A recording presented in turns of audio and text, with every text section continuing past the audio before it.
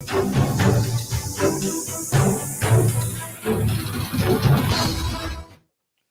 ਸ਼੍ਰੀ ਅਕਾਲ। ਤੁਸੀਂ ਜੁੜੇ ਹੋਏ ਹੋ ਪੰਜਾਬੀ ਰੇਡੀਓ ਯੂਐਸਏ ਦੇ ਨਾਲ ਤੇ ਮੈਂ ਹਾਂ ਪ੍ਰਵੀਨ ਸ਼ਰਮਾ ਲੈ ਕੇ ਹਾਜ਼ਰ ਹਾਂ ਪ੍ਰੋਗਰਾਮ ਖਬਰ ਤੇ ਨਜ਼ਰ ਪ੍ਰੋਗਰਾਮ ਦੇ ਵਿੱਚ ਖਬਰਾਂ ਤੇ ਚਰਚਾ ਕਰਨ ਦੇ ਲਈ ਮੇਰੇ ਨਾਲ ਜੁੜ ਚੁੱਕੇ ਨੇ ਪੰਜਾਬ ਤੋਂ ਪੱਤਰਕਾਰ ਦੀਪਕ ਸ਼ਰਮਾ ਚਨਾਰਥਲ ਜੀ। ਉਹਨਾਂ ਦਾ ਸਵਾਗਤ ਕਰਦੇ ਹਾਂ ਪਹਿਲਾਂ ਤੇ ਫਿਰ ਕਰਾਂਗੇ ਖਬਰਾਂ ਤੇ ਚਰਚਾ। ਸ਼ਰਮਾ ਜੀ, ਸਤਿ ਸ਼੍ਰੀ ਅਕਾਲ ਜੀ, ਸਵਾਗਤ ਹੈ ਜੀ ਪੰਜਾਬੀ ਰੇਡੀਓ ਯੂਐਸਏ ਤੇ। ਸਤਿ ਸ਼੍ਰੀ ਅਕਾਲ ਪ੍ਰਵੀਨ ਜੀ, ਸਾਰੇ ਸਰੋਤਿਆਂ ਨੂੰ, ਦਰਸ਼ਕਾਂ ਨੂੰ ਮੇਰੀ ਪਿਆਰ ਭਰੀ ਸਤਿ ਸ਼੍ਰੀ ਅਕਾਲ ਜੀ।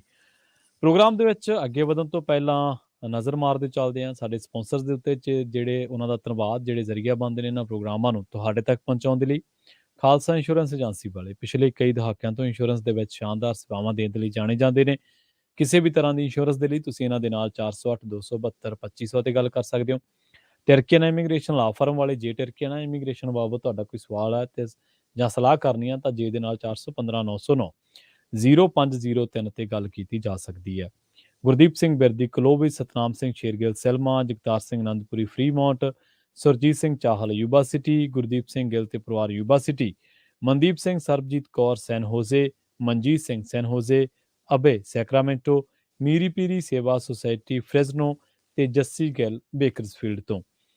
ਇਹਨਾਂ ਸਾਰੇ ਹੀ ਸਪਾਂਸਰਸ ਦਾ ਬਹੁਤ ਬਹੁਤ ਧੰਨਵਾਦ। ਤੇ ਜੇਕਰ ਤੁਸੀਂ ਵੀ ਕਿਸੇ ਪ੍ਰੋਗਰਾਮ ਨੂੰ ਸਪਾਂਸਰ ਕਰਨਾ ਤਾਂ ਸਟੂਡੀਓ ਦਾ ਨੰਬਰ ਹੈ 408-272-5200। ਸ਼ਰਮਾ ਜੀ, ਖਬਰਾਂ ਦੇ ਵੱਲ ਆਈਏ ਤੇ ਸ਼ੁਰੂਆਤ ਕਰੀਏ ਭਾਜਪਾ ਤੋਂ। ਭਾਜਪਾ ਪੰਜਾਬ ਦੇ ਅੰਦਰ ਆਉਣਾ ਚਾਹੁੰਦੀ ਹੈ ਤੇ ਕਿਵੇਂ ਆਉਣਾ ਚਾਹੁੰਦੀ ਹੈ ਇਹਦੇ ਬਾਰੇ ਚਰਚਾ ਤੁਸੀਂ ਖਬਰਾਂ ਦੇ ਵਿੱਚ ਕਰਦੇ ਹੀ ਰਹਿੰਦੇ ਹੋ ਜਦੋਂ ਕੋਈ ਵੀ ਸਿਆਸੀ ਖਬਰ ਬਾਰੇ ਆਪਾਂ ਪੜਚੋਲ ਕਰਦੇ ਹਾਂ। ਪਰ ਪੰਜਾਬ ਦੀ ਕਮਾਨ ਨੂੰ ਲੈ ਕੇ ਭਾਜਪਾ ਦੇ ਅੰਦਰੀ ਰੱਸਾਕਸ਼ੀ ਸ਼ੁਰੂ ਹੋ ਚੁੱਕੀ ਹੈ। ਬਿਲਕੁਲ ਪ੍ਰਵੀਨ ਜੀ, ਭਾਰਤੀ ਜਨਤਾ ਪਾਰਟੀ ਆਪਾਂ ਪਹਿਲਾਂ ਵੀ ਜਿਵੇਂ ਤੁਸੀਂ ਕਿਹਾ ਗੱਲ ਕਰਦੇ ਰਹੇ ਹਾਂ ਕਿ ਜਿਹੜੇ ਵੀ ਸੂਬੇ ਦੇ ਵਿੱਚ ਦਾਖਲ ਹੋਈ ਉਹ ਉੱਥੇ ਦੀ ਕਿਸੇ ਨਾ ਕਿਸੇ ਸਥਾਨਕ ਪਾਰਟੀ ਦੇ ਨਾਲ ਸਾਂਝ ਪਾ ਕੇ ਦਾਖਲ ਹੋਈ ਤੇ ਉੱਥੇ ਦਾਖਲ ਹੋਣ ਤੋਂ ਬਾਅਦ ਉਹ ਛੋਟੇ ਪਾਰਟਨਰ ਦੇ ਰੂਪ ਦੇ ਵਿੱਚ ਜਾਂ ਜੂਨੀਅਰ ਦੇ ਰੂਪ ਦੇ ਵਿੱਚ ਦਾਖਲ ਹੋਈ ਤੇ ਹੌਲੀ ਹੌਲੀ ਮਤਲਬ ਉਸੇ ਪਾਰਟੀ ਨੂੰ ਖਾ ਗਈ ਜਿਹਨੇ ਉਸਨੂੰ ਪੈਰ ਰੱਖਣ ਦੀ ਥਾਂ ਦਿੱਤੀ। ਪੰਜਾਬ ਦੇ ਵਿੱਚ ਬੇਸ਼ੱਕ ਸਿੱਧੇ ਰੂਪ 'ਚ ਏਦਾਂ ਨਹੀਂ ਹੋਇਆ ਜਿਵੇਂ ਬਾਕੀ ਸੂਬਿਆਂ 'ਚ ਇਹਨਾਂ ਨੇ ਕੀਤਾ, ਪਰ ਅਕਾਲੀ ਦਲ ਆਪਣੀਆਂ ਨੀਤੀਆਂ ਕਾਰਨ, ਆਪਣੀਆਂ ਕਮਜ਼ੋਰੀਆਂ ਕਾਰਨ, ਆਪਣੇ ਗਲਤ ਫੈਸਲਿਆਂ ਕਾਰਨ ਹੀ ਢਹਿ ਢੇਰੀ ਹੁੰਦਾ ਗਿਆ ਤੇ ਉਹਦਾ ਲਾਹਾ ਬੀਜੇਪੀ ਲੈਣ 'ਚ ਕਾਮਯਾਬੀ ਰਹੀ ਕਿ ਉਹਨਾਂ ਦੀਆਂ ਨਲਾਇਕੀਆਂ ਦੇ ਦਾਗ ਤਾਂ ਨਹੀਂ ਲਏ, ਉਹਨਾਂ ਦੀਆਂ ਗਲਤ, ਜਦੋਂ ਕਿ ਸਰਕਾਰ 'ਚ ਸਾਰਾ ਕੁਝ ਸੁੱਖ ਭੋਗਿਆ ਨਾਲ ਬਰਾਬਰ ਬੀਜੇਪੀ ਨੇ ਬਾਦਲਾਂ ਦੇ ਰਾਜ ਦੇ ਵਿੱਚ, ਪਰ ਉਹਦੀਆਂ ਦਾਗ ਨਹੀਂ ਆਪਣੇ ਤੇ ਲੈਂਦੀ। ਉਹ ਕਹਿੰਦੀ ਇਹ ਸਾਰਾ ਕੁਝ ਅਕਾਲੀ ਦਲ ਨੇ ਕੀਤਾ, ਅਸੀਂ ਬੇਦਾਗ ਆ। ਪਰ ਹੁਣ ਉਹਨਾਂ ਦੀ ਥਾਂ ਲੈਣ ਲਈ ਕਾਹਲੀ ਆ। ਉਹ ਸੋਚਦੀ ਹੈ ਕਿ ਜੇਕਰ ਪੰਜਾਬ ਦੇ ਵਿੱਚ ਘੁਸਪੈਠ ਕਰਨੀ ਆ, ਪੰਜਾਬ 'ਚ ਰਾਜਨੀਤਿਕ ਤੌਰ ਤੇ ਦਾਖਲ ਹੋਣਾ, ਤਾਂ ਉਹਨੂੰ ਲੱਗਦਾ ਕਿ ਸਾਡੀ ਦਲਿਤ ਵੋਟ ਬੈਂਕ ਵੀ ਸਾਡੇ ਕੋਲ ਆ ਸਕਦੀ ਆ, ਸਾਡੇ ਕੋਲ ਹਿੰਦੂ ਵੋਟ ਬੈਂਕ ਅਸੀਂ ਗਰੰਟਡ ਮੰਨ ਕੇ ਚੱਲਦੇ ਹਾਂ ਕਿ ਸਾਨੂੰ ਪੈ ਜਾਣੀ ਆ, ਤੇ ਅਸੀਂ ਹੁਣ ਸਿੱਖ ਚਿਹਰੇ ਲਿਆ ਕੇ ਸਿੱਖਾਂ ਦੀ ਵੋਟ ਵੀ ਖਿੱਚ ਲੈਣੀ। ਸੋ ਇਸ ਲਈ ਇੱਕ ਦਵੰਦ ਅੰਦਰ ਸ਼ੁਰੂ ਹੋ ਗਿਆ ਹੁਣ ਭਾਜਪਾ ਦੇ ਅੰਦਰ। ਉਹ ਦਵੰਦ ਤਿੰਨ ਤਰ੍ਹਾਂ ਦਾ ਹੈ ਪ੍ਰਵੀਨ ਜੀ। ਇੱਕ ਦਵੰਦ ਤਾਂ ਸਿੱਧਾ ਹੈ ਕਿ ਪੰਜਾਬ ਦੀ ਲੀਡਰਸ਼ਿਪ ਚਾਹੁੰਦੀ ਆ ਕਿ ਸਾਡਾ ਹੀ ਕੋਈ ਬੰਦਾ ਇੱਥੇ ਦਾ ਚਿਹਰਾ ਬਣੇ ਜਿਹੜਾ ਅਗਲੀ ਵਾਰ ਮੁੱਖ ਮੰਤਰੀ ਦੇ ਚਿਹਰੇ ਵਜੋਂ ਉੱਭਰੇ। ਕੇਂਦਰ ਦੀ ਟੀਮ ਚਾਹੁੰਦੀ ਆ ਕਿ ਸਾਡਾ ਭਰੋਸੇਮੰਦ ਬੰਦਾ ਕੋਈ ਦਿੱਲੀ ਤੋਂ ਜਾ ਕੇ ਉੱਥੇ ਚਿਹਰਾ ਬਣੇ। ਇੱਕ ਦਵੰਦ ਤਾਂ ਇਹ ਚੱਲ ਰਿਹਾ। ਦੂਸਰਾ ਦਵੰਦ ਇਹ ਚੱਲ ਰਿਹਾ ਕਿ ਦਿੱਲੀ ਵਾਲੀ ਟੀਮ ਚਾਹੁੰਦੀ ਆ ਕਿ ਅਸੀਂ ਕਿਸੇ ਸਿੱਖ ਚਿਹਰੇ ਨੂੰ ਮੂਹਰੇ ਲਾਈਏ। ਪੰਜਾਬ ਦੀ ਭਾਜਪਾ ਦੀ ਟੀਮ ਚਾਹੁੰਦੀ ਆ ਕਿ ਸਿੱਖ ਚਿਹਰਾ ਤਾਂ ਫਿਰ ਪਹਿਲਾਂ ਵੀ ਸੀ, ਚਾਹੇ ਅਕਾਲੀਆਂ ਨਾਲ ਸੀ ਚਾਹੇ ਕਿਸੇ ਨਾਲ ਸੀ, ਫਿਰ ਸਾਡੀ ਵਾਰੀ ਕਦ ਆਈ। ਉਹ ਆਪਣੇ ਆਪ ਚੋਂ, ਆਪਣੇ ਹਿੰਦੂ ਚਿਹਰਿਆਂ ਚੋਂ ਇੱਕ ਚਿਹਰਾ ਚਾਹੁੰਦੀ ਆ ਜਿਹੜੀ ਲੰਮੇ ਸਮੇਂ ਤੋਂ ਬੀਜੇਪੀ ਨਾਲ ਜੁੜੀ ਆ। ਦੂਸਰਾ ਦਵੰਦ ਇਹ ਆ। ਤੀਸਰਾ ਦਵੰਦ ਫਿਰ ਹਿੰਦੂ ਲੀਡਰਸ਼ਿਪ ਦੇ ਅੰਦਰ ਆ। ਹੁਣ ਇੱਕ ਲੀਡਰਸ਼ਿਪ ਉਹ ਆ ਜਿਹੜੀ ਬੀਜੇਪੀ ਨਾਲ ਪੁਰਾਣੀ ਖੜੀ, ਉਹ ਕਹਿੰਦੀ ਸਾਡਾ ਚਿਹਰਾ ਹੋਣਾ ਚਾਹੀਦਾ। ਦੂਜੀ ਜਿਹੜੇ ਤਾਜ਼ੇ ਕਾਂਗਰਸ ਚੋਂ ਆਏ ਨੇ, ਖਾਸ ਕਰਕੇ ਮੈਂ ਸਿੱਧਾ ਕਹਾਂ ਸੁਨੀਲ ਜਾਖੜ, ਤੇ ਤੀਜਾ ਦਵੰਦ ਸੁਨੀਲ ਜਾਖੜ ਨਾਲ ਕਿ ਬਾਹਰੀ ਆ ਕੇ ਹੁਣੇ ਤੁਹਾਡੇ ਧਿਆਨ ਚ ਹੋਣਾ ਮਨਪ੍ਰੀਤ ਬਾਦਲ ਨੂੰ ਜਦੋਂ ਕਾਂਗਰਸ ਨੇ ਲਿਆ ਸੀ ਤਦ ਕਾਂਗਰਸ ਉਹਨਾਂ ਨੂੰ ਪ੍ਰਧਾਨ ਬਣਾਉਣ ਬਾਰੇ ਸੋਚਣ ਲੱਗ ਗਈ ਸੀ, ਪਰ ਤਦ ਪਾਰਟੀ ਦੇ ਅੰਦਰ ਵਿਰੋਧ ਹੋਇਆ ਜੀ। ਪਰ ਸਿੱਧੂ ਜਦੋਂ ਆਏ, ਸਿੱਧੂ ਬਣ ਗਏ ਕਿਉਂਕਿ ਸਿੱਧੂ ਦਾ ਔਰਾ ਵੱਡਾ ਸੀ, ਨਾਂ ਵੱਡਾ ਸੀ, ਬੁਲਾਰੇ ਵੱਡੇ ਸੀ, ਤੇ ਉਹਦੇ ਕਾਰਨ ਉਹਦਾ ਉਹਨਾਂ ਵਿਰੋਧ ਨਹੀਂ ਕਰ ਪਾਈਆਂ ਪਾਰਟੀਆਂ, ਤੇ ਉਹ ਸਿੱਧਾ ਪ੍ਰਿਅੰਕਾ ਰਾਹੁਲ ਦਾ ਥਾਪੜਾ ਸੀ ਜਿਵੇਂ ਜਨਤਕ, ਤੇ ਉਹਦੇ ਕਾਰਨ ਉਹ ਪ੍ਰਧਾਨ ਬਣ ਗਏ। ਪਰ ਪਾਰਟੀ ਦਾ ਅਸਰ ਕੀ ਹੋਇਆ ਕਿ ਬਾਕੀ ਲੀਡਰਸ਼ਿਪ ਨੇ ਉਹਨਾਂ ਦਾ ਸਾਥ ਹੀ ਨਹੀਂ ਦਿੱਤਾ। ਹੁਣ ਇਸੇ ਦਵੰਦ ਦੇ ਵਿੱਚੋਂ ਬੀਜੇਪੀ ਲੰਘ ਰਹੀ ਆ। ਪਹਿਲੀ ਗੱਲ ਤਾਂ ਇਹ ਹੈ ਕਿ ਬੀਜੇਪੀ ਕੋਲ ਹੁਣ ਜੇਕਰ ਤੁਸੀਂ ਗੱਲ ਕਰੋ ਤਾਂ ਸਿੱਖ ਚਿਹਰਿਆਂ ਦੀ ਕੋਈ ਕਮੀ ਨਹੀਂ ਆ ਪੰਜਾਬ 'ਚ। ਉਹਨਾਂ ਦੇ ਆਪਣੇ ਜੇਕਰ ਚਿਹਰੇ ਜੋ ਦੇਖੋ ਤਾਂ ਪੁਰਾਣੇ ਉਹਨਾਂ ਕੋਲ ਲਾਲਪੁਰਾ ਤੇ ਗਰੇਵਾਲ ਵਰਗਾ ਨਾਮ ਹੈਗਾ ਏ, ਹੁਣ ਪੰਜਾਬ ਨੂੰ ਪ੍ਰਮਾਣਿਤ ਨੇ ਉਹ ਬਤੌਰ ਸਿੱਖ ਚਿਹਰਾ ਕਿ ਨਹੀਂ, ਇਹ ਵੱਖਰਾ ਸਵਾਲ ਹੈ, ਪਰ ਅਗਲਿਆਂ ਕੋਲ ਪੁਰਾਣੇ ਚਿਹਰਿਆਂ 'ਚ ਵੀ ਹੈਗੇ ਨੇ। ਪਰ ਜੇਕਰ ਨਵਿਆਂ ਦੀ ਗੱਲ ਕਰੋ ਤਾਂ ਲਿਸਟ ਬਹੁਤ ਲੰਬੀ ਆ। ਚਾਹੇ ਉਹ ਦਮਦਮੀ ਟਕਸਾਲ ਵਾਲੇ ਹਵਾਲੇ ਨਾਲ ਦੇਖਿਆ ਜਾਵੇ, ਉਹਨਾਂ ਦੇ ਵਿੱਚੋਂ ਜਿਵੇਂ ਸਰਚੰਦ ਹੋਰੀ, ਪ੍ਰੋਫੈਸਰ ਸਰਚੰਦ ਹੋਰੀ ਉਹਨਾਂ ਦੇ ਨਾਲ ਨੇ, ਜਾਂ ਇਸੇ ਤਰ੍ਹਾਂ ਤੁਸੀਂ ਦੇਖੋ ਕਿ ਕੈਪਟਨ ਅਮਰਿੰਦਰ ਵਰਗਾ ਉਹਨਾਂ ਦੇ ਨਾਲ ਹੈਗਾ ਪੰਜਾਬ 'ਚੋਂ। ਜੇ ਤੁਸੀਂ ਹੋਰ ਲੰਬੀ ਲਾਈਨ ਕਰਨੀ ਹੋ, ਫਤਿਹ ਜੰਗ ਬਾਜਵੇ ਵਰਗੇ ਹੈਗੇ, ਕਿੰਨੀ ਲੰਬੀ, ਬਲਬੀਰ ਸਿੱਧੂ ਵਰਗੇ ਹੈਗੇ, ਹੈ ਨਾ। ਇਹ ਲੰਬੀ ਲਿਸਟ ਹੈ, ਪਰ ਕੀ ਇਹਨਾਂ 'ਚੋਂ ਕੋਈ ਚਿਹਰਾ ਅਜਿਹਾ ਹੈ? ਹੁਣ ਕੈਪਟਨ ਅਮਰਿੰਦਰ ਨੂੰ ਛੱਡ ਕੇ ਬਾਕੀ ਚਿਹਰਿਆਂ 'ਚੋਂ ਕੀ ਉਹ ਮੁੱਖ ਮੰਤਰੀ ਦਾ ਦਾਅ ਉਹਨਾਂ ਤੇ ਖੇਡ ਸਕਦੇ ਨੇ? ਜਾਂ ਅਮਰਿੰਦਰ ਸਿੰਘ ਹੁਣ ਚੋਣ ਲੜਨ ਵਾਲੀ ਇਹਨਾਂ ਦੇ ਜਿਹੜਾ ਪਾਰਟੀ ਦਾ ਪੈਮਾਨਾ ਉਹਦੇ ਅਨੁਸਾਰ ਖਰੇ ਨਹੀਂ ਉਤਰਦੇ, ਹੁਣ ਉਮਰ ਦਾ ਤਕਾਜ਼ਾ। ਸੋ ਇਹ ਸਾਰਿਆਂ ਦੇ ਵਿੱਚੋਂ ਕਹਿੰਦੇ ਕਿ ਇੱਕ ਨਾਂ ਦਿੱਲੀ ਦੀ ਬੀਜੇਪੀ ਹਾਈ ਕਮਾਂਡ ਨੂੰ ਬਹੁਤ ਪਸੰਦ ਹੈ, ਉਹ ਹੈ ਜੀ ਮਨਜਿੰਦਰ ਸਿੰਘ ਸਰਸੇ ਦਾ। ਜੀ ਦਿੱਲੀ ਦੀ ਭਾਜਪਾ ਹਾਈ ਕਮਾਂਡ ਚਾਹੁੰਦੀ ਆ ਕਿ ਮਨਜਿੰਦਰ ਸਿੰਘ ਸਰਸੇ ਨੂੰ ਅਸੀਂ ਆਪਣਾ ਪੰਜਾਬ 'ਚ ਦੂਤ ਬਣਾ ਕੇ ਭੇਜ ਦਈਏ। ਤੁਹਾਡੇ ਧਿਆਨ 'ਚ ਹੋਏਗਾ ਕਿ ਦਿੱਲੀ ਗੁਰਦੁਆਰਾ ਕਮੇਟੀ ਨੇ ਆਪਣੀ ਬ੍ਰਾਂਚ ਖੋਲ ਦਿੱਤੀ ਹੈ, ਅੰਮ੍ਰਿਤਸਰ ਦੇ ਵਿੱਚ ਦਫ਼ਤਰ ਖੋਲਤਾ ਆਪਣੀ ਸਰਾਂ ਦੇ ਵਿੱਚ। ਉਹਨਾਂ ਨੇ ਉਸ ਹਵਾਲੇ ਨਾਲ ਕਾਰਵਾਈ ਸ਼ੁਰੂ ਕਰ ਦਿੱਤੀ ਹੈ, ਇੱਥੇ ਆਪਾਂ ਪਹਿਲਾਂ ਵੀ ਉਹ ਗੱਲ ਕਰ ਚੁੱਕੇ ਹਾਂ। ਤੇ ਉਹ ਸਾਰੀ ਕਾਰਵਾਈ ਸਰਸੇ ਦੀ ਅਗਵਾਈ ਹੇਠ ਚੱਲਦੀ ਆ। ਕਿੰਨੇ ਹੀ ਮਸਲੇ ਨੇ ਜਿਨ੍ਹਾਂ 'ਚ ਸਰਸਾ ਖੁੱਲ੍ਹ ਕੇ ਬੋਲੇ ਨੇ, ਤੇ ਮੰਨਿਆ ਇਹ ਜਾ ਰਿਹਾ ਕਿ ਸਰਸੇ ਦਾ ਪੰਜਾਬ ਦੇ ਹਰ ਪਿੰਡ ਨਾਲ ਨਾਤਾ ਹੋ ਗਿਆ। ਠੀਕ ਹੈ। ਖੇਤੀ ਕਾਨੂੰਨ ਦੇ ਦੌਰਾਨ ਜਿਹੜਾ ਪੈਨਲ ਬਣਿਆ ਸੀ ਸੰਯੁਕਤ ਕਿਸਾਨ ਮੋਰਚੇ ਵੱਲੋਂ, ਉਸ ਪੈਨਲ ਦੇ ਨਾਲ ਸਰਸੇ ਹੋਰਾਂ ਦੀ ਟੀਮ ਕੰਮ ਕਰਦੀ ਸੀ, ਔਰ ਕਿਸਾਨਾਂ ਵਾਲੇ ਪੈਨਲ ਦਾ ਕਿਤੇ ਜ਼ਿਕਰ ਹੀ ਨਹੀਂ ਆਉਂਦਾ ਸੀ, ਸਰਸੇ ਦਾ ਜ਼ਿਕਰ ਆਉਂਦਾ ਸੀ ਕਿ ਸਰਸੇ ਨੇ ਕਿਸਾਨ ਛਡਾਏ, ਸਰਸੇ ਨੇ ਥਾਣੇ ਪਹੁੰਚਿਆ, ਸਰਸੇ ਦੀ ਟੀਮ ਵਕੀਲਾਂ ਕੋਲ ਗਈ, ਸਰਸੇ ਦੀ ਟੀਮ ਨੇ ਅਦਾਲਤ 'ਚ ਬਾਹਰ ਲਿਆਂਦਾ, ਸਰਸਾ ਯੂਪੀ ਪਹੁੰਚ ਗਿਆ, ਸਰਸਾ ਕਿਸਾਨਾਂ ਲਈ ਧਰਨੇ ਤੇ ਆ ਗਿਆ, ਸਰਸਾ ਲੰਗਰ ਲੈ ਕੇ ਆ ਗਿਆ। ਸੋ ਸਰਸੇ ਦਾ ਗੁਣਗਾਨ ਪੰਜਾਬ ਦੇ ਹਰ ਪਿੰਡ ਤੱਕ ਆ ਚੁੱਕਿਆ। ਜਿਹੜੇ ਪਰਿਵਾਰਾਂ ਦੀਆਂ ਜ਼ਮਾਨਤਾਂ ਹੋਈਆਂ, ਜਿਹੜੇ ਪਰਿਵਾਰ ਉੱਥੇ ਥਾਣਿਆਂ ਕਚਹਿਰੀਆਂ 'ਚ ਰੁਲੇ, ਪਹੁੰਚ ਹੋਈ ਹੈ, ਉਹਨਾਂ ਦੇ ਵਿੱਚ ਸਰਸਾ ਉਹਨਾਂ ਦੇ ਘਰਾਂ ਤੱਕ ਬੈਠਕ 'ਚ ਬੈਠਣ ਯੋਗ ਹੈ ਜੀ। ਸੋ ਇਸ ਨੂੰ ਬੀਜੇਪੀ ਇਸ ਨੁਕਤੇ ਤੋਂ ਦੇਖ ਰਹੀ ਹੈ ਕਿ ਸਰਸਾ ਸਿੱਖ ਚਿਹਰਾ ਵੀ ਹੈ, ਔਰ ਸਰਸਾ ਹੁਣ ਪੰਜਾਬ ਦੇ ਪਿੰਡਾਂ 'ਚ, ਕਿਸਾਨੀ ਪਿੰਡਾਂ 'ਚ ਵੀ ਬੈਠਣ ਯੋਗ ਹੈ ਜੀ। ਜੀ ਵੋਟ ਪਵੇ ਨਾ ਪਵੇ, ਪਰ ਉਹ ਜਿਹਦਾ ਬੂਹਾ ਖੜਕਾਊਗਾ ਉਹ ਚਾਹ ਪਲਾਏ ਬਿਨਾ, ਉਹਨੂੰ ਅੰਦਰ ਵਾਲੀ ਬੈਠਕ 'ਚ ਬਿਠਾਏ ਬਿਨਾ ਨਹੀਂ ਭੇਜ ਸਕਦਾ ਜੀ। ਬਿਲਕੁਲ। ਸੋ ਇਹ ਦਿੱਖ ਜਿਹੜੀ ਹੈ, ਇਹ ਸੁਨੇਹਾ ਬਹੁਤ ਦੂਰ ਤੱਕ ਜਾਂਦਾ ਕਿ ਬਾਈ ਫਲਾਣਿਆਂ ਦੇ ਘਰੇ ਸਰਸੇ ਆਇਆ ਤੇ ਉਹਨਾਂ ਨੇ ਤਾਂ ਐਂ ਸੇਵਾ ਕੀਤੀ, ਫੋਟੋਆਂ ਖਿਚਾ ਗਿਆ, ਦੂਏ ਦਿਨ ਅਖਬਾਰ 'ਚ ਵੀ ਲੱਗ ਜਾਣੀ ਹੈ ਸਾਰਾ ਕੁਝ। ਸੋ ਆਹ ਜਿਹੜਾ ਇੱਕ ਤਰੀਕਾ ਹੈ ਬੀਜੇਪੀ ਨੂੰ ਇਹ ਲੱਗਦਾ, ਪਰ ਪੰਜਾਬ ਦੀ ਬੀਜੇਪੀ ਖਾਸ ਕਰ ਜਿਹੜੇ ਪੁਰਾਣੇ ਪ੍ਰਧਾਨ ਰਹੇ ਜਾਂ ਹੁਣ ਪ੍ਰਧਾਨ ਹੈਗੇ, ਚਾਹੇ ਉਹ ਅਸ਼ਵਨੀ ਸ਼ਰਮਾ ਦੀ ਟੀਮ ਹੋਵੇ, ਚਾਹੇ ਪਹਿਲੇ ਪ੍ਰਧਾਨਾਂ ਦੀਆਂ ਟੀਮਾਂ ਹੋਣ, ਉਹ ਸਾਰੀਆਂ ਚਾਹੁੰਦੇ ਨੇ ਕਿ ਸਾਡੇ ਹੱਥ ਗਣੂਆ ਰਹੇ। ਅਗਲੇ ਕਹਿੰਦੇ ਟੋਲ ਤੇ ਗੱਡੀਆਂ ਅਸੀਂ ਬਣਵਾਈਆਂ, ਆਪਣੇ ਘਰਾਂ ਦੇ ਮੂਹਰੇ ਗੋਹੇ ਦੀਆਂ ਟਰੈਲੀਆਂ ਅਸੀਂ ਸਟਾਈਆਂ, ਛਿੱਤਰ ਅਸੀਂ ਖਾਧੇ, ਕੰਧਾਂ ਟੱਪ ਕੇ ਅਸੀਂ ਭੱਜੇ, ਗਾਲਾਂ ਅਸੀਂ ਖਾਧੀਆਂ, ਠੀਕ ਹੈ ਨਾ, ਤੇ ਸਾਰਾ ਦੁੱਖ ਅਸੀਂ ਝੱਲਿਆ, ਤੇ ਅਸੀਂ ਤਾਂ ਵੀ ਭਾਜਪਾ ਨਾਲ ਖੜੇ ਹਾਂ। ਤੇ ਉਸ ਦੌਰ ਤੋਂ ਖੜੇ ਆ ਜਦੋਂ ਬਾਦਲਾਂ ਦੇ ਮਗਰ ਤੁਰਦੇ ਸੀ, ਬਾਦਲ ਸਾਡੀ ਨਹੀਂ ਸੁਣਦੇ ਸੀ, ਅਸੀਂ ਤਾਂ ਵੀ ਮਗਰੇ ਸੀ। ਸੁਣੋ, ਉਹ ਕਹਿੰਦੇ ਕਿ ਫਿਰ ਸਰਸਾ ਕਿਉਂ ਮਲਾਈ ਖਾਵੇ, ਮਲਾਈ ਖਾਣੀ ਤਾਂ ਸਾਨੂੰ ਦਓ। ਸੋ ਇਸ ਲਈ ਉਹਨਾਂ ਨੂੰ ਲਾਲਸਾ ਆਪਣੀ ਹੈ ਕਿ ਜੇਕਰ ਪੰਜਾਬ 'ਚ ਬੀਜੇਪੀ ਪੈਸੇ ਵਾਲੀ ਖੇਡ ਚੱਲੀ, ਆਪਣੀ ਤਾਕਤ ਵਾਲੀ ਖੇਡ ਚੱਲੀ, ਵੰਡ ਪਾਊ ਵਾਲੀ ਨੀਤੀ ਉਹਨਾਂ ਦੀ ਚੱਲ ਗਈ, ਤਾਂ ਫਿਰ ਸਾਡੇ ਹੱਥ ਬਟੇਰ ਆਉਣਾ ਚਾਹੀਦਾ, ਫਿਰ ਦਿੱਲੀ ਵਾਲੇ ਆ ਕੇ ਕਿਉਂ ਹਥਿਆਉਣ। ਇਸ ਲਈ ਅਸ਼ਵਨੀ ਸ਼ਰਮਾ ਹੋਰੀ ਚਾਹੁੰਦੇ ਨੇ ਕਿ ਪ੍ਰਧਾਨਗੀ ਵੀ ਮੇਰੇ ਕੋਲੇ ਰਹਿ ਜਾਵੇ, ਤੇ ਮੈਨੂੰ ਹੀ ਅਗਲੀ ਵਾਰ ਮੁੱਖ ਮੰਤਰੀ ਦਾ ਚਿਹਰਾ ਬਣਾ ਲਿਆ ਜਾਵੇ। ਸਾਨੂੰ ਦੂਤ ਦੀ ਲੋੜ ਨਹੀਂ, ਸਾਨੂੰ ਪ੍ਰਚਾਰਕ ਬਣ ਕੇ ਆ ਜਾਓ, ਪ੍ਰਚਾਰ ਕਰੋ ਤੇ ਜਾਓ, ਚਿਹਰਾ ਮੇਰਾ ਹੋਵੇ ਜੀ। ਪਰ ਦੂਸਰੇ ਪਾਸੇ ਪੰਜਾਬ ਦੀਆਂ ਜਿਹੜੀਆਂ ਸੁਹਿਰਦ ਬੀਜੇਪੀ ਦੇ ਵਿੱਚ ਕੁਝ ਧਿਰਾਂ ਨੇ, ਜਿਨ੍ਹਾਂ ਨੂੰ ਲੱਗਦਾ ਕਿ ਅਸੀਂ ਮੂਹਰੇ ਤਾਂ ਨਹੀਂ ਆ ਸਕਦੇ, ਸਾਡੀ ਵਾਰੀ ਤਾਂ ਨਹੀਂ ਆ ਸਕਦੀ, ਪਰ ਉਹਨੂੰ ਲੱਗਦਾ ਕਿ ਪੰਜਾਬ 'ਚ ਬੀਜੇਪੀ ਆ ਸਕਦੀ ਹੈ ਜੀ। ਉਹ ਧਿਰਾਂ ਚਾਹੁੰਦੀਆਂ ਨੇ ਕਿ ਉਹਦੇ ਲਈ ਇੱਕ ਚਿਹਰਾ ਤੁਹਾਡੇ ਕੋਲ ਸੁਨੀਲ ਜਾਖੜ ਨਾਂ ਦਾ ਹੈਗਾ ਜੀ। ਸੁਨੀਲ ਜਾਖੜ ਜਿਹੜਾ ਪੰਜਾਬ ਦੀਆਂ ਪਿੰਡਾਂ 'ਚ ਕਿਸਾਨੀ ਰੂਪ ਰੱਖਦਾ, ਉਸ ਨੂੰ ਕਿਸਾਨੀ ਚਿਹਰੇ ਵਜੋਂ, ਉਸ ਨੂੰ ਵੱਡੇ ਵਪਾਰੀ ਵਜੋਂ, ਚਾਹੇ ਉਹ ਕਿਸਾਨੀ ਵਾਲੇ ਖੇਤਰ 'ਚੋਂ ਦੇਖਿਆ ਜਾਂਦਾ, ਜਿਵੇਂ ਵੱਡੇ ਬਾਗਬਾਨ ਹੈ ਉਹ, ਤੇ ਵੱਡਾ ਫਿਰ ਉਹਦੀਆਂ ਮਤਲਬ ਕਿ ਬਾਹਰ ਜਾਂਦੇ ਨੇ ਕਿੰਨੂ ਸੰਤਰੇ ਸਾਰਾ ਕੁਛ, ਉਸ ਹਵਾਲੇ ਨਾਲ। ਦੂਸਰਾ, ਉਹਨੂੰ ਆਰਥਿਕ ਸਮਝ, ਰਾਜਨੀਤਿਕ ਸਮਝ ਤੇ ਸਮਾਜਿਕ ਸਮਝ, ਉਸ ਨੂੰ ਜਿੰਨਾ ਸਿੱਖੀ ਬਾਰੇ ਪਤਾ ਉਨਾ ਹੀ ਉਹ ਹਿੰਦੂ ਧਰਮ 'ਚ ਵੀ ਪ੍ਰਮਾਣਿਤ ਆ, ਤੇ ਇਸ ਲਈ ਉਹ ਕਹਿੰਦੇ ਉਹ ਪੇਂਡੂ ਵੀ ਆ, ਉਹ ਸ਼ਹਿਰੀ ਵੀ ਆ। ਤੇ ਇਸ ਲਈ ਬੀਜੇਪੀ ਦੀਆਂ ਅੰਦਰ ਦੀਆਂ ਹੀ ਕੁਝ ਧਿਰਾਂ ਉਸ ਤੇ ਗਣੂਆ ਪਾਉਣਾ ਚਾਹੁੰਦੀਆਂ ਨੇ, ਖਾਸ ਕਰਕੇ ਉਹ ਧਿਰਾਂ ਜਿਨ੍ਹਾਂ ਨੂੰ ਅਸ਼ਵਨੀ ਵਾਲਾ ਧੜਾ ਪ੍ਰਵਾਨ ਨਹੀਂ। ਉਹਨਾਂ ਨੂੰ ਲੱਗਦਾ ਕਿ ਸਰਸਾ ਵੀ ਨਾ ਆਵੇ, ਅਸ਼ਵਨੀ ਨਾ ਬਣੇ, ਤੇ ਅਸੀਂ ਕਹੇ ਜਾਖੜ ਦੀ ਗੱਲ ਕਰ ਲਈਏ। ਤੇ ਜਾਖੜ ਹੋਰੀ ਸਾਰਿਆਂ ਨੂੰ ਪਤਾ ਕਿ ਅੱਜ ਕੱਲ ਮਤਲਬ ਕਿ ਦਿੱਲੀ ਹਾਈ ਕਮਾਂਡ ਦੀ ਵੀ ਪਸੰਦ ਨੇ, ਬੁਲਾਰੇ ਪੱਖੋਂ ਵੀ, ਤਕਨੀਕ ਪੱਖੋਂ ਵੀ, ਪੰਜਾਬ ਦੀ ਸਮਝ ਪੱਖੋਂ ਵੀ, ਸ਼ੈਲੀ ਪੱਖੋਂ ਵੀ ਉਹ ਉਹਨਾਂ ਨੂੰ ਉਹ ਵੀ ਪ੍ਰਮਾਣਿਤ ਨੇ। ਪਰ ਉਹਨਾਂ ਨੂੰ ਲੱਗਦਾ ਕਿ ਸੁਨੀਲ ਜਾਖੜ ਕਿਸੇ ਵੀ ਮਸਲੇ ਦੇ ਉੱਤੇ ਆਪਣੇ ਤਰਕ ਦੇ ਆਧਾਰ ਤੇ ਕੋਈ ਫੈਸਲਾ ਲੈ ਸਕਦਾ, ਹੋ ਸਕਦਾ ਸਾਡੀ ਗੱਲ ਨਾ ਸੁਣੇ। ਆਹ ਡਰ ਬੀਜੇਪੀ ਹਾਈ ਕਮਾਂਡ ਦੇ ਅੰਦਰ ਪਿਆ, ਤੇ ਉਹ ਡਰ ਉਹਨਾਂ ਨੂੰ ਸਰਸੇ 'ਚ ਨਜ਼ਰ ਨਹੀਂ ਆਉਂਦਾ ਜੀ। ਉਹਨਾਂ ਲੱਗਦਾ ਕਿ ਸਰਸਾ ਸਾਡੇ ਹੱਥੋਂ ਬਾਹਰ ਨਹੀਂ ਜਾਊਗਾ, ਸਰਸਾ ਸਾਡੀਆਂ ਉਂਗਲਾਂ ਤੇ ਨੱਚ ਸਕਦਾ, ਜਾਖੜ ਸਾਡੇ ਹੱਥੋਂ ਤਿਲਕ ਸਕਦਾ ਕਦੇ ਵੀ। ਸੋ ਇਸ ਲਈ ਬੀਜੇਪੀ ਇਸ ਮੌਕੇ ਤਿੰਨ ਤਰ੍ਹਾਂ ਦੇ ਦਵੰਦ ਦੇ ਵਿੱਚੋਂ ਲੰਘ ਰਹੀ ਆ ਕਿ ਉਹ ਪਹਿਲਾ ਦਵੰਦ ਉਹੀ ਹੈ ਕਿ ਭਾਈ ਆਪਾਂ ਪੰਜਾਬ ਦਾ ਬੰਦਾ ਰੱਖੀਏ ਕਿ ਦਿੱਲੀ ਦਾ ਰੱਖੀਏ।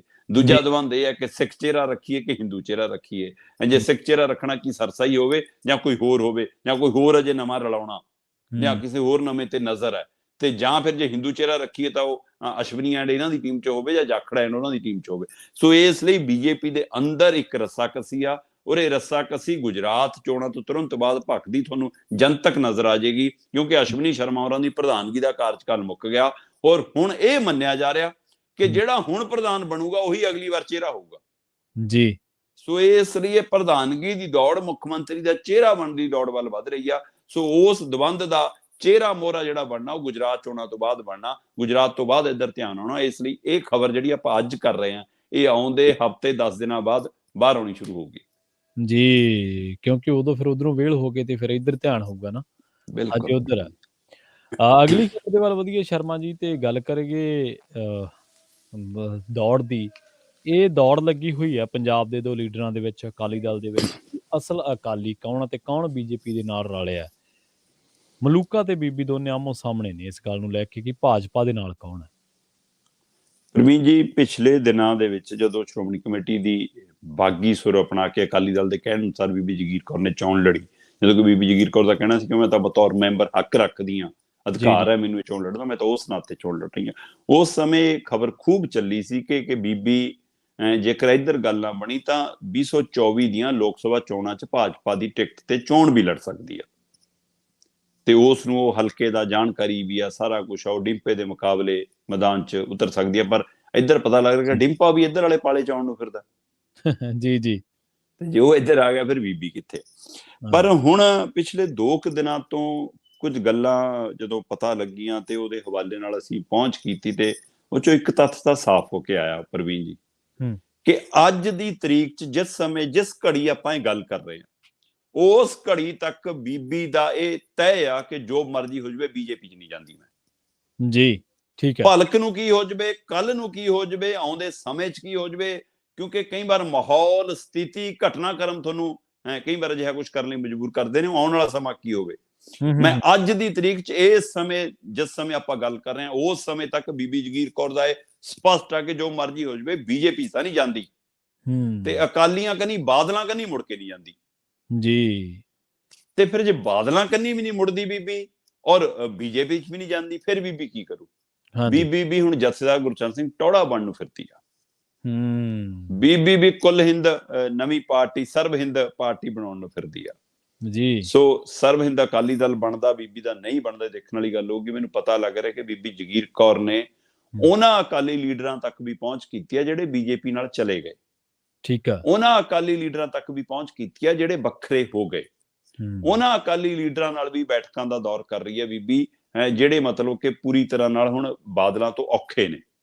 ਸੋ ਉਹਨਾਂ ਸਾਰਿਆਂ ਨੂੰ ਇੱਕ ਮੰਚ ਤੇ ਲਿਆਉਣ ਦੀ ਕੋਸ਼ਿਸ਼ ਬੀਬੀ ਲਗਾਤਾਰ ਕਿਸੇ ਨਾ ਕਿਸੇ ਦਾ ਬੂਹਾ ਖੜਕਾਉਂਦੀ ਹੈ, ਕਿਸੇ ਨਾ ਕਿਸੇ ਦਾ ਫੋਨ ਮਿਲਾਉਂਦੀ ਆ, ਕਿਸੇ ਨਾ ਕਿਸੇ ਦੀ ਬੈਠਕ 'ਚ ਪਹੁੰਚਦੀ ਹੈ, ਕਿਸੇ ਨਾ ਕਿਸੇ ਨਾਲ ਗੁਪਤ ਗੱਲਬਾਤ ਕਰਦੀ ਹੈ, ਕਿਸੇ ਨਾ ਕਿਸੇ ਕੋਲ ਆਪਣਾ ਕੋਈ ਦੂਤ ਭੇਜਦੀ ਆ। ਔਰ ਬੀਬੀ ਜਗੀਰ ਕੌਰ ਦਾ ਇੱਕੋ ਇੱਕ ਜਿਹੜੇ ਬਾਦਲ ਵਿਰੋਧੀ ਨੇ ਜੀ, ਪਰ ਉਹ ਪੰਥਕ ਚਿਹਰੇ ਹੈਗੇ ਨੇ, ਚਾਹੇ ਉਹ ਬੀਜੇਪੀ ਚਲੇ ਗਏ, ਚਾਹੇ ਉਹ ਕਾਂਗਰਸ ਚਲੇ ਗਏ, ਚਾਹੇ ਉਹ ਅਲੱਗ ਪਾਰਟੀਆਂ ਬਣਾ ਗਏ, ਚਾਹੇ ਉਹ ਕੁਛ ਨੇ, ਉਹਨਾਂ ਸਾਰਿਆਂ ਨੂੰ ਮੈਂ ਮਤਲਬ ਕਿ ਇੱਕ ਵਾਰ ਇਕੱਠੇ ਕਰ ਲਵਾਂ ਤੇ ਫਿਰ ਸੋਚਾਂਗੇ ਕਿ ਨਵਾਂ ਦਲ ਬਣਾਉਣਾ ਜਾਂ ਇਹਨਾਂ ਤੋਂ ਇਸੇ ਤੋਂ ਅਕਾਲੀ ਦਲ ਖੋਣਾ। ਸੋ ਬੀਬੀ ਇਸ ਆਰ ਪਾਰ ਦੀ ਲੜਾਈ ਵਿੱਚ ਆ, ਪਰ ਉੱਥੇ ਵੀ ਅਜੇ ਵੀ ਇਹ ਸਵਾਲ ਖੜਾ ਕਿ ਕੀ ਬੀਬੀ ਇਹ ਸਾਰਾ ਕੁਝ ਆਪਣੇ ਦਮ ਤੇ ਕਰ ਰਹੀ ਹੈ ਜਾਂ ਪਿੱਛੇ ਕੋਈ ਸ਼ਕਤੀ ਕੰਮ ਕਰ ਰਹੀ ਹੈ। ਸੋ ਇਹ ਵੀ ਛੋਟਾ ਕੰਮ ਨਹੀਂ ਆ ਜੀ ਜੀ, ਜੋ ਬੀਬੀ ਇਹ ਸੋਚ ਕੇ ਚੱਲਦੀ ਆ। ਸੋ ਇਸ ਲਈ ਪਿਛਲੇ ਦਿਨਾਂ ਦੇ ਵਿੱਚ ਮਲੂਕਾ ਹੋਰਾਂ ਨੇ ਜਦੋਂ ਇਹ ਬਿਆਨ ਦਿੱਤਾ ਕਿ ਭਾਈ ਸਾਡੀ ਤਾਂ ਜੇ ਗੱਠਜੋੜ ਹੋਊਗਾ ਅਕਾਲੀ ਦਲ ਦਾ ਸਿਰਫ ਬੀਜੇਪੀ ਨਾਲ ਹੀ ਹੋ ਸਕਦਾ, ਹੋਰ ਕਿਸੇ ਨਾਲ ਨਹੀਂ, ਤੇ ਬੀਬੀ ਨੇ ਜਦੇ ਸੱਤੇ ਕੱਪੜੀ ਅੱਗ ਲੱਗ ਗਈ ਤੇ ਬੀਬੀ ਹੋ ਗਈ ਸਿੱਧੀ ਫਿਰ ਮਲੂਕੇ ਨੂੰ, ਜੀ ਕਹਿੰਦੀ ਆਹੀ ਤੇ ਤੁਹਾਡਾ ਅਨੁਸ਼ਾਸਨੀ ਕਮੇਟੀ ਵਾਲਾ ਜਿਹੜਾ ਰੌਲਾ ਪਾਉਂਦਾ ਸੀ, ਮੈਂ ਪੈਸੇ ਲੈ ਲਏ, ਮੈਂ ਬੀਜੇਪੀ ਦੀ ਸ਼ਹਿ ਤੇ ਲੜਦੀ ਆ, ਮੈਂ ਬੀਜੇਪੀ ਨਾਲ ਰਲ ਗਈ, ਆਰਐਸਐਸ ਨਾਲ ਰਲ ਗਈ, ਆਹ ਦੇਖ ਲਓ ਆਪ ਭੱਜਣ ਨੂੰ ਕਾਲੇ ਨੇ, ਲੇਲੜੀਆਂ ਕੱਢਦੇ ਨੇ, ਕਹਿੰਦੀ ਰੋਜ਼ ਬੈਠਕਾਂ ਕਰਦੇ ਨੇ, ਕਹਿੰਦੀ। ਜੀ ਸੋ ਅੱਛਾ ਬੀਬੀ ਇਹਦਾ ਇਹ ਪਹਿਲੂ ਤੋਂ ਮਤਲਬ ਕਿ ਬੀਬੀ ਨੇ ਇੱਕ ਵਾਰ ਫਿਰ ਅਕਾਲੀ ਦਲ ਤੇ ਹਮਲਾ ਬੋਲਿਆ ਕਿ ਭਾਈ ਮੈਨੂੰ ਕਹਿੰਦੇ ਸੀ ਆਪ ਰਲਣ ਨੂੰ ਕਾਲੇ ਨੇ, ਤੇ ਅਸ਼ਵਨੀ ਸ਼ਰਮਾ ਕਹਿੰਦਾ ਅਸੀਂ ਨਹੀਂ ਲੈਂਦੇ।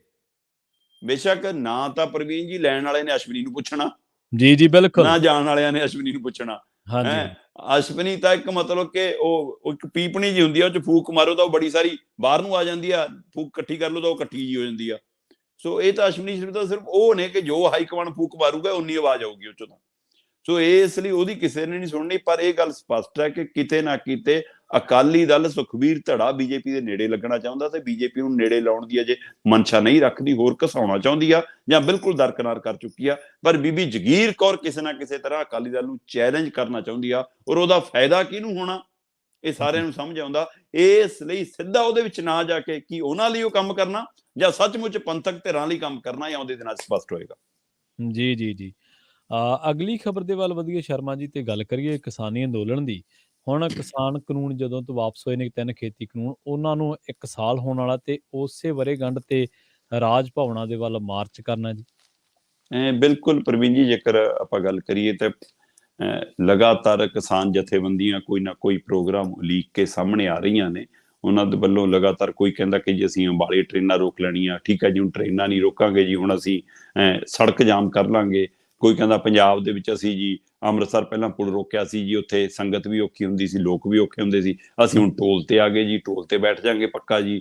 ਕੋਈ ਕਹਿੰਦਾ ਜੀ ਅਸੀਂ ਇੱਧਰ ਗੁਰਦੁਆਰਾ ਅੰਬ ਸਾਹਿਬ ਮੋਹਾਲੀ ਆ ਜਾਣਾ 30 ਤਰੀਕ ਤੋਂ ਜੀ, ਇੱਥੇ ਪੱਕਾ ਮੋਰਚਾ ਸੜਕ ਤੇ ਲਾ ਲੈਣਾ ਜੀ ਅਸੀਂ, ਕਿਉਂਕਿ ਪੰਜਾਬ ਦੇ ਕਿਸਾਨਾਂ ਦੀ ਸਾਨੂੰ ਫਿਕਰ ਆ। ਤੇ ਇੱਧਰ ਸੰਯੁਕਤ ਕਿਸਾਨ ਮੋਰਚਾ ਕਹਿੰਦਾ ਜੀ ਅਸੀਂ ਕੱਲ ਦਿੱਲੀ ਦੇ ਪ੍ਰੈਸ ਕਲੱਬ 'ਚ ਬੈਠਕ ਕਰਕੇ ਕਹਿੰਦਾ ਲਓ ਜੀ ਅਸੀਂ ਤਾਂ ਰਾਜ ਭਵਨਾਂ ਵੱਲ ਵੀ ਤਿਆਰੀ ਕਰ ਲਈ, ਅਸੀਂ ਤਾਂ ਜੀ ਪੰਜਾਬ ਦੇ ਅੰਦਰ ਵੀ ਆਪਣਾ ਫਤਿਹ ਦਿਵਸ ਮਨਾਉਣ ਦੀ ਵੀ ਤਿਆਰੀ ਕਰ ਲਈ। ਅਸਲ 'ਚ 19 ਤਰੀਕ ਨੂੰ 19 ਨਵੰਬਰ ਨੂੰ ਸ਼੍ਰੀ ਗੁਰੂ ਨਾਨਕ ਦੇਵ ਜੀ ਦੇ 552ਵੇਂ ਪ੍ਰਕਾਸ਼ ਦਿਹਾੜੇ ਵਾਲੇ ਮੌਕੇ ਜਦੋਂ ਨਰਿੰਦਰ ਮੋਦੀ ਨੇ ਕਾਨੂੰਨ ਵਾਪਸ ਲਏ ਸੀ, ਉਹ 19 ਨਵੰਬਰ ਦਾ ਦਿਨ ਸੀ। ਸੋ ਉਸ ਦਿਨ ਨੂੰ ਮਤਲਬ ਕਿ ਕਹਿੰਦੇ ਕਿ ਆਪਾਂ ਉਹਨੂੰ ਫਤਿਹ ਦਿਵਸ ਵਜੋਂ ਮਨਾਇਆ ਜਾਵੇ। ਤੇ 26 ਨਵੰਬਰ ਨੂੰ ਪੰਜਾਬ ਤੋਂ ਅੰਦੋਲਨ ਦਿੱਲੀ ਨੂੰ ਤੁਰਿਆ ਸੀ। ਸੋ ਉਸ ਨੂੰ ਇਹ ਕਹਿੰਦੇ ਜੀ ਵਰ੍ਹੇਗੰਢ ਵਜੋਂ, ਅੰਦੋਲਨ ਦੀ ਵਰ੍ਹੇਗੰਢ ਵਜੋਂ ਮਨਾਇਆ ਜਾਵੇ। ਤੇ ਉਸ ਦਿਨ ਕਹਿੰਦੇ ਦੇਸ਼ ਦੇ ਹਰ ਸੂਬੇ ਦੇ ਅੰਦਰ ਰਾਜ ਭਵਨ ਵੱਲ ਜਥੇਬੰਦੀਆਂ ਦੇ ਨੁਮਾਇੰਦੇ ਮਾਰਚ ਕਰਨਗੇ ਤੇ ਆਪਣੇ ਮੰਗ ਪੱਤਰ ਦੇਣਗੇ, ਰੋਸ ਪ੍ਰਗਟਾਉਣਗੇ ਕਿ ਜੀ ਕੇਂਦਰ ਸਰਕਾਰ ਨੇ ਸਾਡੀਆਂ ਗੱਲਾਂ ਨਹੀਂ ਮੰਨੀਆਂ, ਜੋ ਸਾਡੇ ਨਾਲ ਵਾਅਦੇ ਕੀਤੇ ਸੀ ਉਹਨਾਂ ਵਾਅਦਿਆਂ ਤੇ ਵਫਾ ਨਹੀਂ ਹੋਈ। ਸੋ ਇਸ ਲਈ ਇਹਦੀ ਪੂਰੀ ਤਿਆਰੀ ਆ। ਸੋ ਪਰ ਸਵਾਲ ਇਹ ਹੈ ਕਿ ਜਿਹੜੀਆਂ ਧਿਰਾਂ 26 ਤਰੀਕ ਨੂੰ ਚੱਲੀਆਂ ਸੀ, ਉਹਨਾਂ ਸਾਰਿਆਂ ਦਾ ਟੀਚਾ ਵੀ ਇੱਕ ਸੀ, ਮਨਸ਼ਾ ਵੀ ਇੱਕ ਸੀ, ਨੀਅਤ ਵੀ ਇੱਕ ਸੀ। ਪਰ ਅੱਜ ਥੜੇ ਵੀ ਅੱਡ ਅੱਡ ਨੇ, ਮੰਚ ਵੀ ਅੱਡ ਅੱਡ ਨੇ, ਨੀਅਤ ਵੀ ਅੱਡ ਅੱਡ ਹੈ, ਨੀਤੀ ਵੀ ਅੱਡ ਅੱਡ ਹੈ ਤੇ ਮਨਸ਼ਾਵਾਂ ਵੀ ਅੱਡ ਅੱਡ ਨੇ। ਸੋ ਕੋਈ ਕਿਸੇ ਰਾਜਨੀਤਿਕ ਧਿਰ ਦਾ ਘਰ ਪੂਰਾ ਕਰਦੀ ਹੈ, ਕੋਈ ਸਿਰਫ ਆਪਣਾ ਚਿਹਰਾ ਦਿਖਾਉਣਾ ਚਾਹੁੰਦੀ ਆ, ਕੋਈ ਸਿਰਫ ਚਰਚਾ 'ਚ ਬਣਾ ਰਹਿਣਾ ਚਾਹੁੰਦੀ ਆ, ਕੋਈ ਚਾਹੁੰਦੀ ਆ ਕਿ ਉਹਦੀ ਖਬਰ ਲੱਗ ਗਈ ਮੇਰੀ ਵੀ ਨਾ ਰਹਿ ਜਾਵੇ। ਸੋ ਕਿਸੇ ਨੂੰ ਕਿਸਾਨੀ ਦਾ ਹੁਣ ਫਿਕਰ ਨਹੀਂ ਲੱਗਦਾ ਮੈਨੂੰ ਇਹਨਾਂ 'ਚ, ਕਿਸੇ ਨੂੰ ਪੰਜਾਬ ਵਾਸੀਆਂ ਦਾ ਫਿਕਰ ਨਹੀਂ ਲੱਗਦਾ। ਪੰਜਾਬ ਦੇ ਵਿੱਚ ਪ੍ਰਵੀਨ ਜੀ ਮਜ਼ਦੂਰ ਵੀ ਵਸਦਾ, ਪੰਜਾਬ 'ਚ ਪ੍ਰਾਈਵੇਟ ਨੌਕਰੀ ਕਰਨ ਵਾਲੀ ਧਿਰ ਵੀ ਹੈ, ਚਾਹੇ ਉਹ ਕਿਸਾਨ ਦੇ ਘਰ 'ਚੋਂ ਆਉਂਦੀ ਹੈ, ਚਾਹੇ ਉਹ ਕਿਸੇ ਮਜ਼ਦੂਰ ਦੇ ਘਰ 'ਚੋਂ ਆਉਂਦੀ ਹੈ, ਚਾਹੇ ਕਿਸੇ ਹੋਰ ਕਾਰੋਬਾਰੀ ਦੇ ਘਰ 'ਚੋਂ ਆਉਂਦੇ ਆ। ਉਹਦੇ ਵਿੱਚ ਉਹ ਲੋਕ ਵੀ ਵਸਦੇ ਨੇ ਜਿਹੜੇ ਪ੍ਰਾਈਵੇਟ ਅਦਾਰਿਆਂ 'ਚ ਕੰਮ ਕਰਦੇ ਨੇ। ਪੰਜਾਬ 'ਚ ਉਹ ਲੋਕ ਵੀ ਵਸਦੇ ਨੇ ਜਿਹੜੇ ਸਰਕਾਰੀ ਨੌਕਰੀਆਂ ਤੇ ਜਾਣਾ, ਕਿਸੇ ਨੇ ਇਲਾਜ ਖਣੋ ਜਾਣਾ, ਕਿਸੇ ਨੇ ਪੇਪਰ ਦੇਣ ਜਾਣਾ, ਕਿਸੇ ਨੇ ਕਿਸੇ ਡਿਊਟੀ ਤੇ ਜਾਣਾ, ਕਿਸੇ ਨੇ ਕੋਰਟ ਕਚਹਿਰੀ ਜਾਣਾ। ਤੇ ਅਗਲੇ ਇੰਨੇ ਔਖੇ ਨੇ ਕਿ ਇੰਨੀਆਂ ਜਥੇਬੰਦੀਆਂ ਨੇ, ਅੱਜ ਕਿਹਦਾ ਧਰਨਾ ਲੱਗਿਆ ਦੂਏ ਦਿਨ ਕਿਹਦਾ ਪਤਾ ਹੀ ਨਹੀਂ ਹੁੰਦਾ। ਜਿਹੜੇ ਰਾਹ ਤੇ ਜਾਓ ਜਦੋਂ ਪਤਾ ਲੱਗਦਾ ਜਦੋਂ ਬੱਸ ਰੁਕ ਗਈ ਜੀ, ਜਦੋਂ ਟਰੇਲੀਆਂ ਰੁਕ ਗਈਆਂ, ਜਦੋਂ ਰੋਕ ਲਏ। ਸੋ ਇਸ ਲਈ ਲੋਕ ਜਿਹੜੇ ਕੱਲ ਤੱਕ ਪੂਰੀ ਤਰ੍ਹਾਂ ਕਿਸਾਨ ਜਥੇਬੰਦੀਆਂ ਨਾਲ ਸੀਗੇ, ਉਹ ਜਥੇਬੰਦੀ ਨੂੰ ਲੱਗਿਆ ਕਿ ਸਾਡੇ ਨਾਲ ਨੇ। ਅਸਲ ਜੋ ਜਥੇਬੰਦੀਆਂ ਨਾਲ ਨਹੀਂ ਹੈਗੇ, ਉਹ ਕਿਸਾਨਾਂ ਨਾਲ ਨੇ ਜੀ।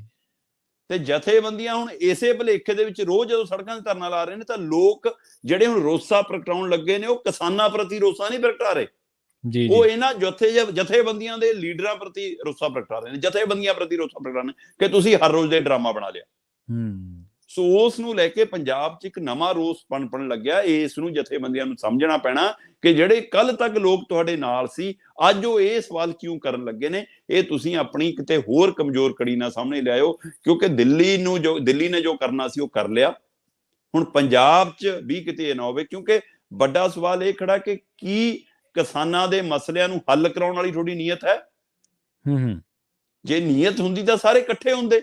ਜੀ ਤੇ ਇੱਕ ਪ੍ਰੋਗਰਾਮ ਸਾਂਝਾ ਉਲੀਕਦੇ ਤੇ ਫਿਰ ਉਹਦੇ ਨਾਲ ਸਾਰੀਆਂ ਧਿਰਾਂ ਖੜਦੀਆਂ ਵੀ। ਸੋ ਇਸ ਲਈ ਇਸ ਮੌਕੇ ਚਾਹੇ ਫਤਿਹ ਦਿਵਸ ਮਨਾ ਲੈਣ, ਚਾਹੇ ਜੀ ਰਾਜ ਭਵਨਾਂ ਕੰਨੀ ਘਿਰਾਓ ਕਰ ਲੈਣ, ਚਾਹੇ ਟੋਲ ਰੋਕ ਲੈਣ, ਚਾਹੇ ਪੱਕਾ ਧਰਨਾ ਲਾ ਲੈਣ, ਚਾਹੇ ਕੱਚਾ ਧਰਨਾ ਲਾ ਲੈਣ, ਜਥੇਬੰਦੀਆਂ ਨੂੰ ਮੁੜ ਕੇ ਆਪਣੀ ਨੀਅਤ ਔਰ ਨੀਤੀ ਬਾਰੇ ਸੋਚਣਾ ਚਾਹੀਦਾ। ਜੀ ਅਗਲੀ ਗੱਲ ਕਰੀਏ ਸ਼ਰਮਾ ਜੀ ਰਾਹੁਲ ਗਾਂਧੀ ਦੀ। ਰਾਹੁਲ ਗਾਂਧੀ ਦੀ ਜਿਹੜੀ ਇਮੇਜ ਹੈ ਉਹ ਉਹਦੇ ਫੈਸਲਿਆਂ ਕਰਕੇ ਕਹਿ ਲਓ ਜਾਂ ਵਿਰੋਧੀਆਂ ਦੇ ਪ੍ਰਚਾਰ ਕਰਕੇ ਕਹਿ ਲਓ, ਉਹਨਾਂ ਨੇ ਉਹ ਜਿਹੜੀ ਇਮੇਜ ਉਹਦੀ ਬਣਾਈ ਸੀ ਇੱਕ ਨੇਤਾ ਵਾਲੀ, ਪੱਪੂ ਟਾਈਪ ਨੇਤਾ ਵਾਲੀ, ਉਹਦੇ 'ਚ ਉਹਨੂੰ ਫਿੱਟ ਕਰਤਾ ਤੇ ਰਾਹੁਲ ਗਾਂਧੀ ਉਸ ਇਮੇਜ ਨੂੰ ਤੋੜਨ ਦੇ ਵਿੱਚ ਹਾਲੇ ਤੱਕ ਕਾਮਯਾਬ ਨਹੀਂ ਹੋ ਸਕਿਆ। ਪ੍ਰਵੀਨ ਹੁਣ ਜੀ। ਜੀ ਜੀ ਜੀ। ਹੁਣ ਜੋ ਰਾਹੁਲ ਗਾਂਧੀ ਦੀ ਬਿਆਨਬਾਜ਼ੀ ਹੈ ਜਾਂ ਉਹ ਭਾਰਤ ਜੋੜੋ ਯਾਤਰਾ ਤੇ ਨਿਕਲਿਆ, ਤਾਂ ਕੀ ਸ਼ਰਮਾ ਜੀ ਸਵਾਲ ਖੜਾ ਕਰ ਸਕਦੇ ਹਾਂ ਆਪਾਂ ਕਿ ਕਰੋ ਜਾਂ ਮਰੋ ਜਿਹੜੀ ਜਿੱਥੇ ਹੁਣ ਚੱਲ ਰਿਹਾ ਰਾਹੁਲ ਗਾਂਧੀ, ਇਹ ਉਹਨੂੰ ਰਾਸ ਆਊਗੀ ਜਾਂ ਨਹੀਂ? ਪ੍ਰਵੀਨ ਜੀ, ਜਿੱਥੋਂ ਤੱਕ ਤਾਂ ਗੱਲ ਹੈਗੀ ਆ ਉਹਦੀ ਪੱਪੂ ਵਾਲੀ ਛਵੀ ਦੀ, ਇਹ ਜੀ ਸਾਰੇ ਟੈਗ, ਇਹ ਸਾਰੇ ਨਾਂ ਉਸ ਵਿਅਕਤੀ ਦੇ ਦਿੱਤੇ ਹੋਏ ਆ ਜਿਨ੍ਹਾਂ ਨੂੰ ਰਾਹੁਲ ਗਾਂਧੀ ਨੇ ਹੀ ਪੰਜਾਬ ਦੀ ਪ੍ਰਧਾਨਗੀ ਸੌਂਪੀ ਸੀ।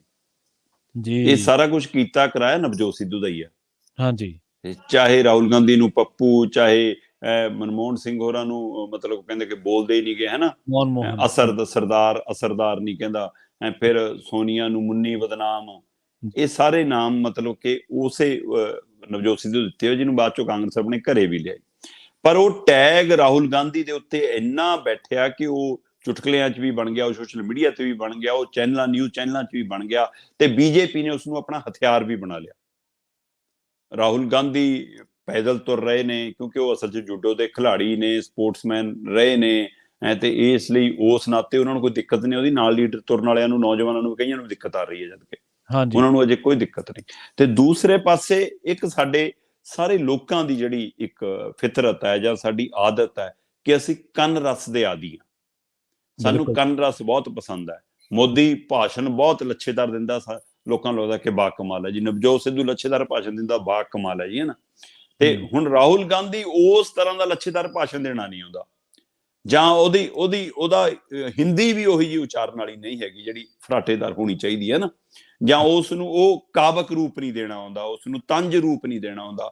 ਤੇ ਇਸ ਲਈ ਕਈ ਵਾਰ ਉਹ ਖੜਵੀ ਭਾਸ਼ਾ, ਟੁੱਟਵੀਂ ਭਾਸ਼ਾ, ਪੂਰਾ ਮਤਲਬ ਕਿ ਬਾਕ ਪੂਰਾ ਨਹੀਂ ਹੁੰਦਾ ਉਵੇਂ ਜਿਵੇਂ, ਤਾਂ ਕਈਆਂ ਨੂੰ ਲੱਗਦਾ ਕਿ ਯਾਰ ਇਹ ਤਾਂ ਸਵਾਦ ਨਹੀਂ ਆਇਆ ਕੋਈ। ਪਰ ਨੌਲੇਜ ਪੱਖੋਂ, ਜਾਣਕਾਰੀ ਪੱਖੋਂ, ਸਮਝ ਪੱਖੋਂ ਰਾਹੁਲ ਕਿਸੇ ਤੋਂ ਕਮਜ਼ੋਰ ਨਹੀਂ ਹੈਗਾ।